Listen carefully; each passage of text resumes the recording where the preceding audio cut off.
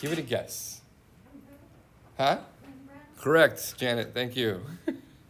I am very, very disappointed right now in my young students who have no idea who this is. Give me another famous artist that you might know. All right, so you had like 5 guesses, right? Between Rembrandt, Picasso, Van Gogh. It's not that hard. All right, Rembrandt. We're going to talk a little bit about Rembrandt. Rembrandt's on the left. Rembrandt's like etching is on the right. And we're going to spend 45 minutes just on these 2 images. I'm just kidding. All right. Why am I showing you these 2 images? Anybody have an idea? If we're talking about composition, give it a guess. Are both images composed? What does the term composition mean, do you think? Any thoughts? Let's read this together.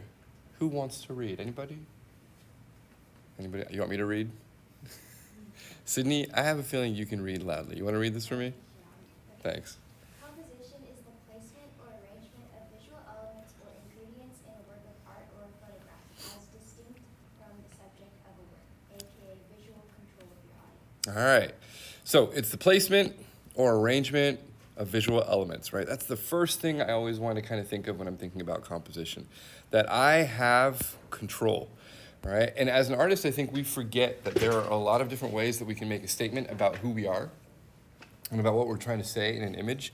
I think a lot of people think it's just style. Style is like the big term that kind of comes across. And a lot of students come into my class and they're like, I'm totally like anime, or like, I like drawing like characters. And I could care less. I could care less what your style is, because your style is kind of irrelevant to how you think, right? The way that you communicate a line is pretty much like your signature. It's kind of like saying, if Joe is signing his autograph, it's going to be exactly the same as how Janet signs her autograph. It's never going to be the same, right?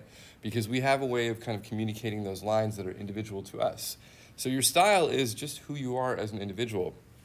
Some aspects of how we communicate, though, can be learned. And this concept of composition, I think, is one of those key aspects that can be learned because it's how we want to tell a story. Rembrandt was very, very evocative of this idea of chiaroscuro lighting. What is chiaroscuro lighting? It's a little bit more dynamic. It's a little bit more high contrast. It's a little bit more about light and dark, right? And he used the lighting in a way to kind of ask us to look at very specific things. So I'm looking at this Rembrandt portrait. What do you think I am looking at? Am I looking at his hands? No. Am I looking at his hat? It's a dainty hat, but I'm not looking at it. What are we all looking at? More specifically, not just his face. What are you all looking at? Which eye? This is how much control somebody actually has, that subconsciously we all are doing the exact same thing. This is kind of the notion of composition that I want to begin to think about. And I will talk about why we're all looking at that right eye, but right now I just kind of want to kind of go over the overview. Same thing with this etching, same artist, right? Completely different image. Would you say it's more simple or complex? Obviously, right? More characters, more contrast, more marks, more lines, not a painting. As soon as we put lines into an image, there's a lot more stuff happening. But all of a sudden, we begin to move around the image very specifically. There isn't an accident that there's like this weird-looking chandelier hanging here. It's not an accident that these pillars are moving in a horizontal direction. Vertical? No, horizontal. Vertical, yes, direction. And it's not an accident that these characters are drawn more lightly. And this guy right here probably has the biggest section of white and the biggest section of black in the image, right, on a single character. These are very specific decisions that are being made. And if you follow the path of the eye, I've just kind of shown you, what are you all looking at? You're looking at the dude in the middle who happens to be Jesus Christ, slapping other people away, right? It's all about this guy and his action. Everyone else is actually even like looking towards him, pointing at him, or framing him in some way, shape, or form so that he is intentionally composing that image so that we're all looking at that specific space. This is what I want you to begin thinking about when you're creating an image. Yes? So does it like appeal to viewer, like when we focus on one thing, everything else seems blurry? Yeah, and POV is a different way of saying point of view, right, or perspective. We're going to talk about that as well and kind of talk about how that actually factors in. So when we think about dividing a space, right, or making a decision, I also think about it as kind of like a line. Like that line is as personal, right? The way I make a line on a page is as personal as how I want to divide the page. Like what is my decision-making process about where I want to place something on a space? All right, we're just talking about a basic newsprint page. So composition really is about this idea of connecting a bunch of parts under the roof of your drawing, right? I kind of liken it to building Legos. If one piece is missing and you try to turn the little knob on your Lego and it's not working, it's because that one piece might not be in the right position. So using the right tools for the job, we're going to talk about building the arsenal, right? For healthy composition, what it means to be thoughtful about designing a drawing or a painting or a logo or whatever it is that you're working on from start to finish. Anybody know who this is? It is The Last Supper. It is Da Vinci. Who said Da Vinci? Yay! All right. This is a super famous painting, right? It is irreplaceable. It is worth bazillions of dollars. It will never be sold. It is owned by the Louvre. So if you ever go to Paris, you should go check it out. This painting is said to have taken Da Vinci probably about a decade back and forth because he was obsessive compulsive. What are we all looking at in this painting? The middle. It's very easy, right? You don't even have to think about it. If you think about it too much, then you're going to talk yourself out of it. Why are we looking at the middle? Look at all these lines, perspective lines. What are they doing? Do you think it is unintentional that Da Vinci designed his one-point perspective facing Jesus Christo? Does anybody think that's accidental? No, right? Is that the only thing that is making us look at the middle center figure? Say it again. The people are all looking at him, right? Some of them are actually even pointing at him. They're all actually moving in his direction. And if you look at the composition of even the food on the table is actually creating a flat plane. It's all evenly spaced so that all we are looking at is this triangle of an object, right? And if you look at this triangle of an object, he's actually framed by what? By the biggest, lightest object in the room, which is the biggest window in that space. So there's a whole bunch of things that Da Vinci is doing, which are all very intentional. He is using the V word. What's the V word that we like to use when we're drawing? Value, right? Why is he using value? Because everything else in the space is dark, right? Except for that window right around him. What else is he using? He's using perspective. Hint, hint, hint, another drawing tool, right? And he's making this one-point perspective. 1 point, if you don't know, here's my horizon line right here. Boop, boop, boop, boop, boop, boop, boop. And my 1 point is literally sitting right here on kind of the head or the neck of Christ. That's my 1 point in perspective. Right. What else is he using? He's using the figures in the space. He's using placement. We love our P words, right? He's using horizon lines, verticals, horizontals, right? And all these things are reiterating the necessity for creating balance, but also creating a very idealistic and a very statemently, almost like a statement of how he wants us to actually look at the image. So he doesn't want it to be a question. He wants us to control, he wants to control how the viewer sees the form. The other thing that he does is he creates levels, right? He makes things higher and lower in the frame so that they actually kind of feel like they are flowing into Christ's hands and then back up into his head, right? So many different things that are all tools that we're going to be talking about. And this is what you should have read, right? So there are 4 main elements of composition that we kind of like to talk about and put into groups. The first one is the picture area, which if you think about it, it's like I have a newsprint pad, right? In this class, my picture area technically is the whole piece of paper. Should I be using the whole piece of paper for every single drawing? What's the easy answer to that? No, right? Every time I look at what I am drawing, I am making a decision of where it goes in the space. So that is my picture area. What is the second thing? We can go down or across. Let's go across, right? Line. What is another term for line? Anyone have any idea? I'll give you a hint. We just said it. perspective, right? That's my handwriting. It's very amazing. Don't be jealous, right? Anytime we are making lines, we are pointing people into or around an image. We are actually directing the viewer's eye at what we want them to see. Depth is also another tool for perspective, or I like to call it overlapping, right? If I place things on the exact same picture plane and they are right next to each other, then everything is equal. If I want to make an interesting image, right, most of the time I don't want things to be equal, or else nothing is important and everyone is looking at everything and the eye tends to drift off the space. So by creating depth, I can create like real important interest in the image. And the last thing is value, and value is how I kind of organize all my relationships, my grays, my blacks, my whites on the image to actually tell a person like what they should be looking at. So let's start with picture area. All right, this is a very handsome bloke. I took a self-portrait, brought it to class, right? And on his shoulder is this very sexy woman, right? We see this all the time on Instagram nowadays. It's very romantic. I'm just kidding. Instagram is not this, I would call it innocent anymore. And then when we look at it, right, we think this is a close-up. This is a beautiful image. It's very intimate. But in actuality, if I was to change my cropping, boop, this guy is a whore, right? He's surrounded by naked women and he is just like slutting himself out. So all of a sudden, by like changing the way I crop an image, what am I doing? I'm changing the narrative of an image. So step one, I want to think about picture area. What am I choosing to draw, right? Because how I choose to draw something completely chooses, how I choose to crop something completely changes the narrative of what I'm actually looking at. Obviously, it's a pretty famous painting. I forget who the artist is. I apologize. But by changing that narrative, I'm actually changing how I begin to think about the image, okay? I'm making a joke out of it, but it is true, right? I can completely change how somebody sees something. In your little PDF, you saw this, right? If you read through this, you'd understand what we begin to think about when we think about composition. We're thinking about elements in space. Let me jump ahead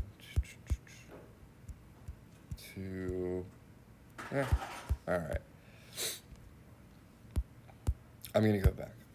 We're thinking about elements in space. When I think about, I'm gonna just look at these four right here. Okay, so I wanna imagine I have a still life, right? And my still life is of a man, right? Or a painting of a man. If I place the man in my painting as a complete and whole man, right? I am just saying, hey, I want us to look at this image as the individual itself. If I begin to scale the image down, what actually happens to that man? Is he as important? No, right? What else do I take into consideration? Space, right? Space becomes important as well. That space can be filled with all sorts of things. We're just talking about that space. And then if I take that same man and I say, you know what I really want to focus on is just the face. All of a sudden, the hierarchy of values begins to change. Not like visual, not like black and white values. I'm talking about visual values, right? I begin to value his emotions. I begin to value his expression. I begin to value him as a human being. And if you ever watch anything on TV, you're going to notice they shift between cuts or different types of shots because they want us to pay attention to very specific ways of thinking. When I move a camera into somebody's face, what do I want to do? I want to listen in, right? I want to have an intimate conversation. I want to share that moment with them. So all of a sudden, by taking a simple figure and by thinking about the context of what I am doing, right? Hint, hint, still life, right? I begin to change the narrative of the image. What is the narrative? What's another word for narrative? Story. That's it, right? So composition is another way to tell a story, right? A lot of people say it's cropping, right? We can use the word cropping. We can use the word composing. We can use the word like bringing it in or cutting closer. Whatever you want to use, doesn't matter to me. But I just want you to understand how the object doesn't change, but how we perceive the object begins to change depending on how we see that object in space, okay? The other thing that we want to talk about are lines. These are scenes from Cinderella? Yes, Cinderella. I love using old animation books. I have a ton of them, but I think they're really, I mean, these guys are like master draftsmen, really, but just in the modern age. And you can see these are all little studies. Now, with film, it's a little bit different. Why is film a little bit different than a painting? One big reason. Painting is still, and film is not, right? Film is moving. So they need to understand where they're moving their cameras, how those camera angles are moving, and what is looking at the camera angle. But they're using the exact same thing. They're using a camera as a line, right? So if I'm looking at this image of Cinderella, you can see it's a lot like Da Vinci. They are using vanishing points, right, and a slow-moving camera angle to point at Cinderella, who is walking up this ridiculously long slope of red carpet, right? It's a line. If I look at the way that the stairs are being like accentuated to come down that service, right, to come down that path right into the floor of where all these soldiers are, you're going to see that all I'm doing is I am composing shapes in space that are acting as positive and negative shapes. Hint, hint, hint, we've talked about that term. And those shapes are being directed to create a line to where we want the viewer to look, which is this little teeny weeny Cinderella. And as we move farther into the scene, you're gonna see Cinderella gets a little bit bigger. Why does Cinderella get a little bit bigger? Because she becomes more important in the scene. Until at the very end of the scene, you see them kind of framed by this big black silhouette, and here they are falling in love. Oh, my prince. And all of that is about those lines or that camera angle that's actually moving and constructing how we begin to perceive space, right? This stuff is happening all the time. And well done films, well done animations, well done movies, well done cars, like all these things, your phone, if it's designed well, is all about how we can begin to direct the viewer's eye to actually think about interactions and think about how we want them to look in space, right? It's all about visual triggers, right? But we're trying to do it in a healthy way, not the Facebook way where we just can't stop looking at something, right? Or Instagram. So those visual triggers are really important. There are a series of line studies in your handout that talk about converging lines, right? And bring lines into like different states. So an obvious line is a straight centered line, right?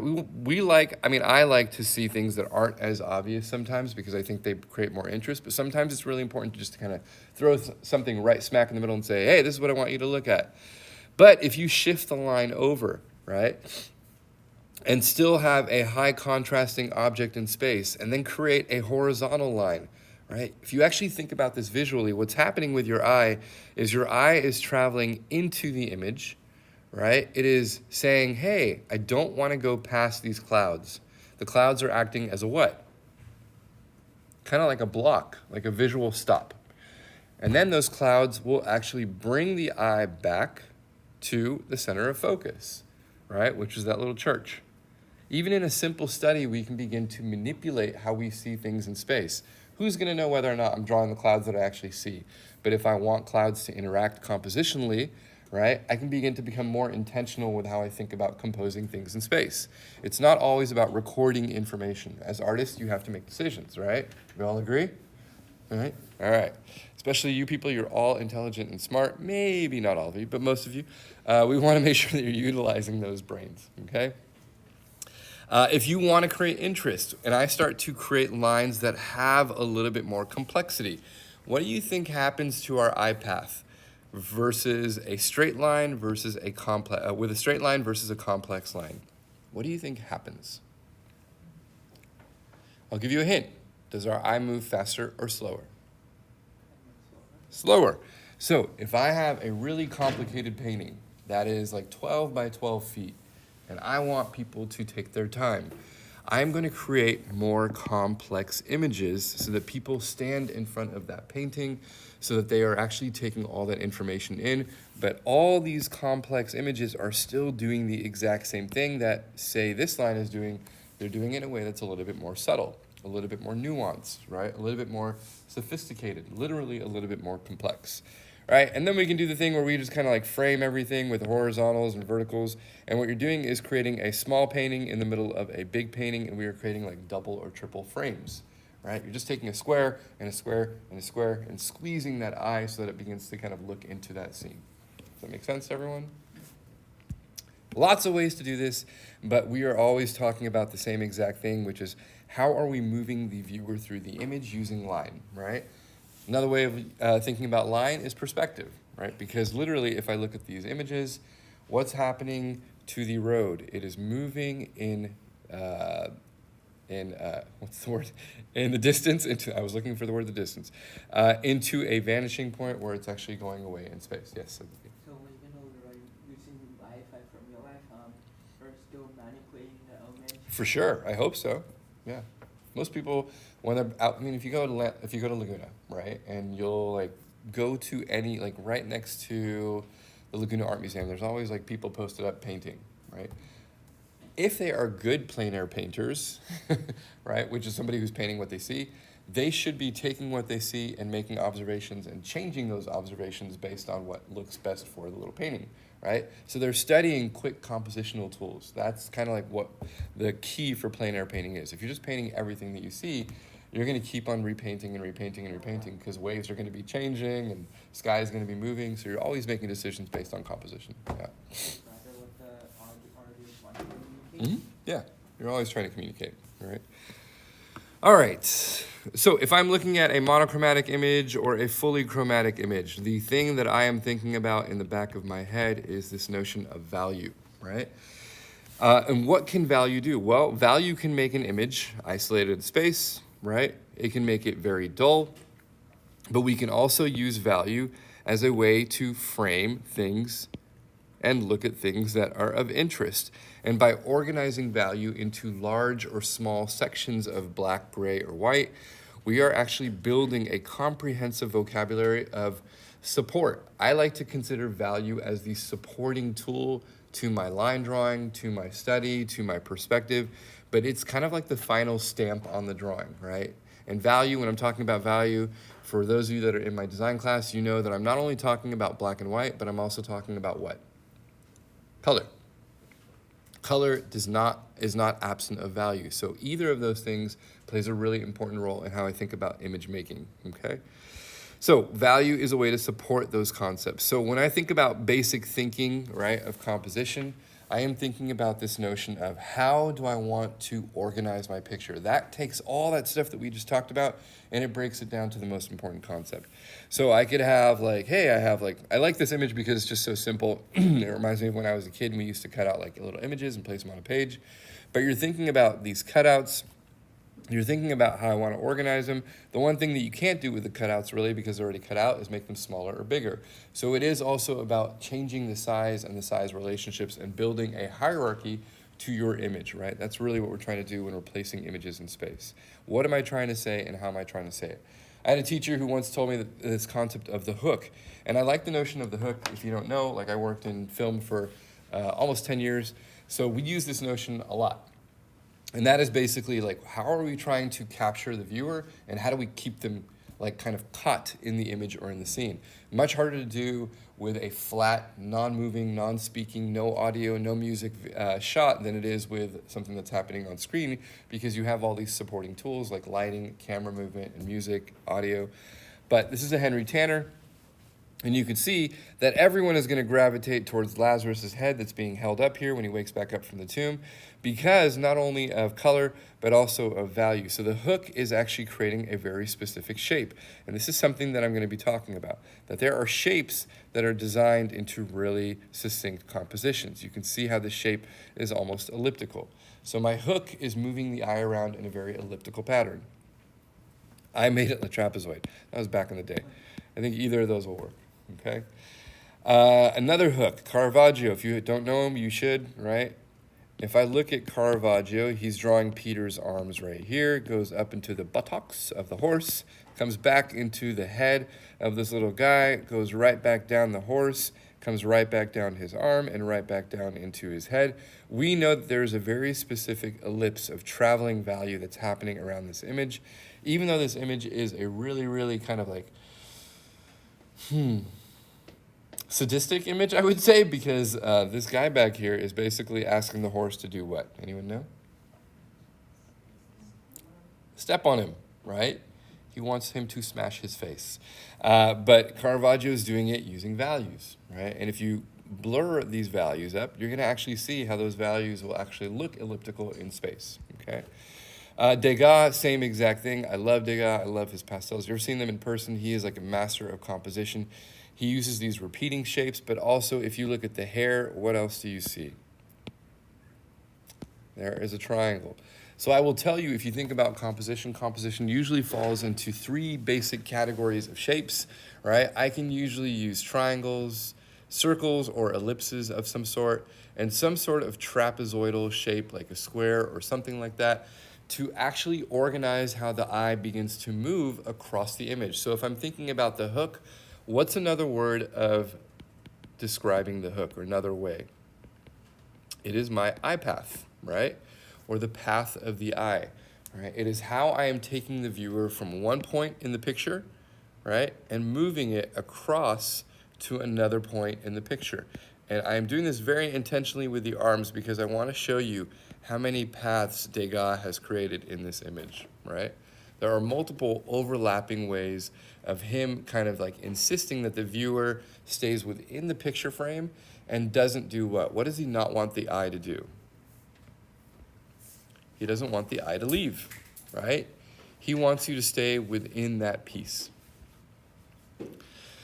We talked a little bit about perspective, and we talked a little bit about overlapping. We talked a little bit about how overlapping can change the dramatic or the dynamic. So I love this really simple kind of like way of kind of thinking about it. You can have a door, you can have a lamp, you can have a table, you can have a woman, right? But all of a sudden, this last image, I think, is like the most acute way of describing that. The woman is only like a secondary thought in relationship to the light that's coming out of this lamp. Maybe she's coming through the door or what have you. Or she can be the most important thing in the image, almost like an advertisement for the dress, right? Simply by organizing and overlapping shapes. What's another word for overlapping? Anyone know? How do I change my perspective in the scene, right? Okay. This is a really important image too because this comes from How to Draw Comics the Marvel Way, which covers a lot of information in a really succinct format, but he does it really well, by Stan Lee. And the other guy, I forget what his name is. You can see that they're drawing the exact same characters. What's the difference between image A and image B? B is more like active. It is more active, but why? Give me like a physical, visual example of why. The arms are more extended and more like a lying position. Sure, Gives a more interesting silhouette. sure. They're like lower to the ground as if they're running. Yes. They are lower to the ground. Yes. Look at their heads. This is what I want you guys to pay attention to. Where are their heads in the first image? They're all on the same plane. Where are their heads in the second image? Right? What is he doing with this first figure? Yes, it is much more dynamic, just like Sydney said, right? Yes, the arms are up, right? I want you to think about any like Jurassic Park movie, really, or any like blow them up Indiana Jones movie. What do they do in those movies? When the characters are in scene and you first see the dinosaurs, are they running in the side view, like next to the camera? What are they doing? They run right to you in your seat, right? And you are like running through those big like fields of dinosaurs, right? If you take your actors, we're going to call them actors, and move them in space and begin to shift, right, the perspective of them and have them interact with the viewer almost steps into the painting, right? Becomes a participant in the image, and that's a really important word. And this is what really begins to change how we begin to think about composition. If I am drawing things linearly, I am framing the image, I am splitting it right in half, which is a horrible composition, right? And I am making the viewer just kind of like sit right here on the side of the image and just look right at those characters. But if I begin to change the way I interact with things in space, overlap them, have them interact, have them come towards me, all of a sudden I become a participant in the image, and it makes it a more successful composition. This, I would say, is like a new generational concept. If you look at the Da Vinci, that is obviously like a masterpiece, he was not interacting with the viewer. They didn't even have that knowledge or that information back in the day, right? They didn't know what's interaction. We know that now we can take a composition, we can still use perspective, we can still use values, we can still use line work, but we can also use depth. We can move a character closer to us and literally crop them off, or we can move them all the way back in space, and it will do the exact same thing. It will take the viewer's eye and it will have them start here, move to this guy's expression, move back in space, and they will circle around that visual relationship of depth. So now there's multiple ways to create those types of hooks, how we can get a viewer to actually think about form. And then the last thing that I want to talk about is the rule of thirds. Now, all I'm saying is that there's a bunch of different ways to create healthy compositions, right? We're kind of like using information and putting it in our back pocket so I know when to pull it out depending on what image I'm working on, because not every painting I'm doing or every drawing I'm doing or every design I'm doing is going to need all this stuff, right? If you were using all this stuff, you just want to shoot yourself in the head because it's too much to think about. But you can pull out like some of it, right? Every once in a while. The last thing that is a pretty common rule is this rule of thirds. And this is something that's actually really easy to do. If you don't have the grid on your phone on at all times on your camera, this is something that I would start doing because it helps you to be a better composer, right? On your camera, in your iPhone or whatever phone you're using, you have the option to turn on a grid. There's a reason that grid is there. It is actually for this thing on its own. It's called the rule of thirds. And the rule of thirds is an easy way to kind of cut through and place focal points on an image. These are studies from Kung Fu Panda, right? And you'll see that like what he is doing is he is revising his way of kind of constructing an image by placing the action or the importance of that image right in between the grid on one of these axes, right? It's going to happen here, here, here, or here. It's called the rule of thirds because it breaks your image into thirds across and thirds horizontally, right? And your goal when you're using this grid, really, really simple tool, is to think, where do I want the viewer's eye to sit when I am looking at a piece, right? And if you're using this grid, it's a really easy way of creating that solution. I can avoid keeping things in the middle. I can avoid placing things off into the center, and it will remind me where to place things like horizon lines, because if you look at the horizon line right here of this tree, guess where it sits? Right on that grid line, right? And that is not an accident. If you look at successful landscape paintings before the rule of thirds even existed back in the 16th and 17th century, this is actually a very common practice. It either sits on this lower third line or this upper third line when you're dealing with a perspective or a horizon line. Very rarely do you want a horizon line ever in the middle of an image. Why? Why do we want to avoid cutting an image in half? What does it do to the hierarchy of the image? Exactly. And if things are equal, right, then we don't want to look at anything because nothing has importance. We kind of just move on from that image. So we want to make things displaced. We want to place significance, even if you're taking a picture of your puppy, by using this rule, right, and thinking about how we can construct an image. And this is a really basic, easy tool that I want all of you guys to start thinking about when you're actually composing your drawings and your still lifes, and your still lifes at home too, because it's a really easy way to kind of like organize your thoughts, okay? So last but not least, rule of thirds, right? Even if it's an ugly still life to study, or if it's just a painting of you, a photo of you in Italy and trying to document what you're looking at, start thinking about these things in your daily life because they will help you to kind of step up your ability to kind of compose an image, all right?